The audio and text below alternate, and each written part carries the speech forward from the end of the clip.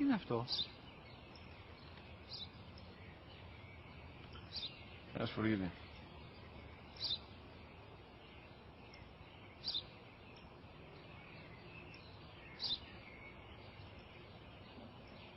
Τι είναι αυτό?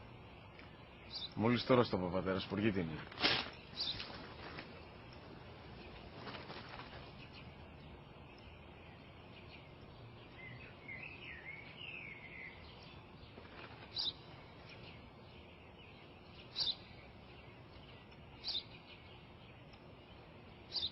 Τι είναι αυτό?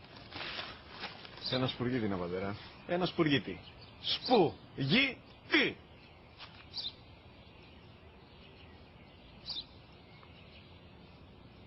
Τι είναι αυτό? Γιατί το κάνεις αυτό το πράγμα, μπορείς να μου πεις? Τόσες φορές σου είπα, είναι ένα σπουργίτη. Δεν το καταλαβαίνεις. Πού πας?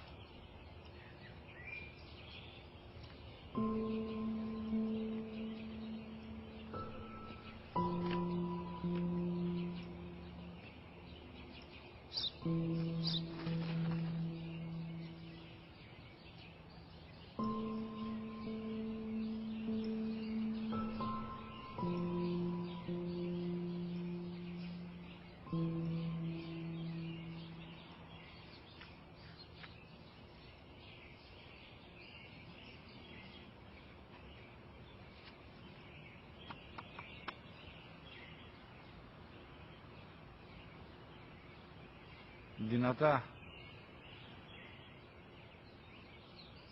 Σήμερα ο μικρός μου γιος που πριν λίγες μέρες έκλεισε τα 3 καθόταν μαζί μου έξω στο πάρκο όταν ένα σπουργίτη ήρθε και κάθισε απέναντί μας. Ο γιος μου με ρώτησε 21 φορές τι ήταν αυτό και του απάντησα και τις 21 φορές ότι ήταν